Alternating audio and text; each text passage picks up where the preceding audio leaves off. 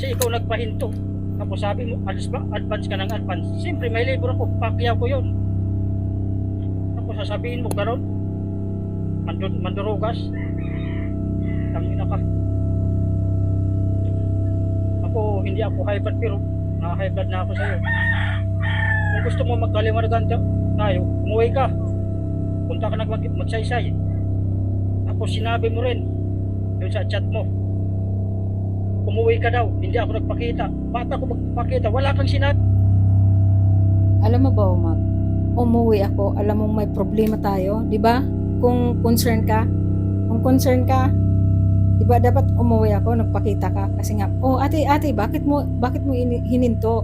Anong problema ate, hindi mo ba nagustuhan yung gawa ko? Di ba dapat ganun? Hindi nagtago ka, kahit piyesta alam ko nandyan ka, hindi ka nagpakita, Umag. Di ba? Tsaka natatandaan mo, tuwing punta mo sa waiting shed sa labas, lagi ka lasing. Paano matatapos yung bahay kung laging ganun, di ba? Maliwanagan, umuwi ka para magkaalaman tayo.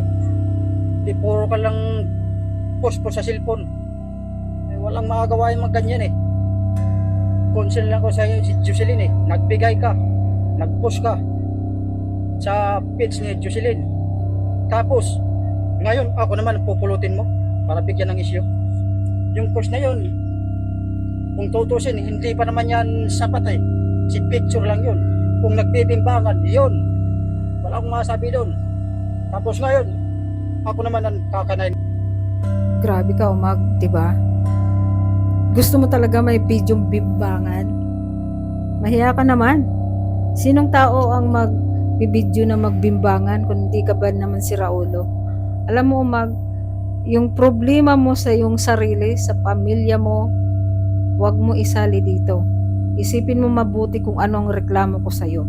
Ang reklamo ko sa'yo, palagi nag-advance ka, tapos hindi ka nagpakita nung umuwi ako, hindi ka nakipag-usap sa akin. Kung talagang concerned ka, kung talagang may malasakit ka, dapat nagpakita ka nung umuwi ako, nung kasagsagan ng issue na yan. Tapos para ipakita ko sa'yo ang gawa mo sa halaga na kinuha mo sa akin. Diba? Tapos, isa pa, Umag, ang post about kay Jocelyn, hindi kailangan magbimbangan ang alam mo yan,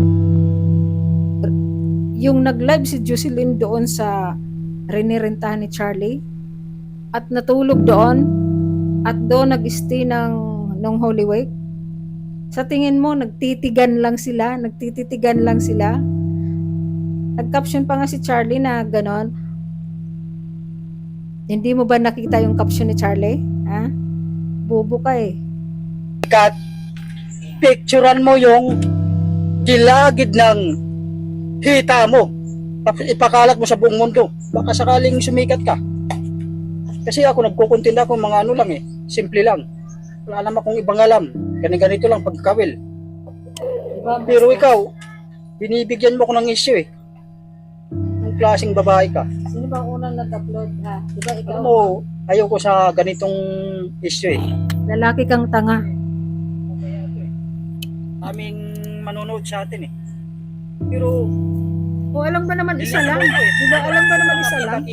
Ikaw na nga nagsabi, ang dami ko ng friend, diba? Chat-chat lang, hindi ganito. Chat-chat lang. Pero ngayon,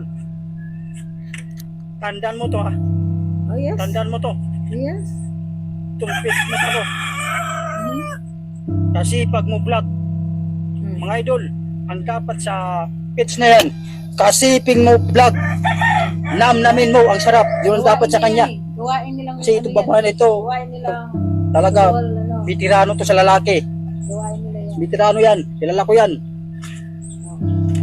Kaya huwag kang pamilya nito gagawa-gawa ng kwento dyan. Kasi mula hindi tama yung ginagawa mo, pupulot-pulot ka lang ng ng mabibigyan ng issue para sa bahay mo. dahil Tangina. may sarili itong problema. Yung gumawa ng bahay mo, nung natapos, pumunta ako. Yung gusto mong plano, hindi nasunod. Tapos sabihin mo palpak. Natural kasi advance Wala kang magagawang matino. Hindi ko alam, bangag kaya ata eh. Tapos ang nagawa mo lang Buti na lang, hindi ka na chimpo ni Duterte. isang pinta siya pa nga yan presidente hanggang pa. taas, ha? Sa ano lang talaga. Talaga. Masyado Wala kang bang panirampuri. Halo vlog lang Hindi mo lang yung ginagawa mong issue. Tapos pupulot-pulot ka ng taong mapagpunto ng galit mo. Wala. Sinabi ko, ba't nanakaw ako? Ay nako. Sinasabi ko sa'yo, kung gusto mong hindi umaba yung issue na to, umuwi ka. Mag-usap tayo. Lul, uwi ako, At bayaran kayo yung mo ako. mga kapatid ni Inday, wag kayong makikalam sa issue na to. Kasi hindi na ako ng issue eh. Pag nakialam kayo, talaga magtatalaman talaga na tayo.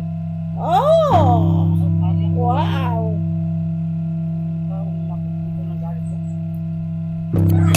Inday, wag kayong makikalam sa issue na to.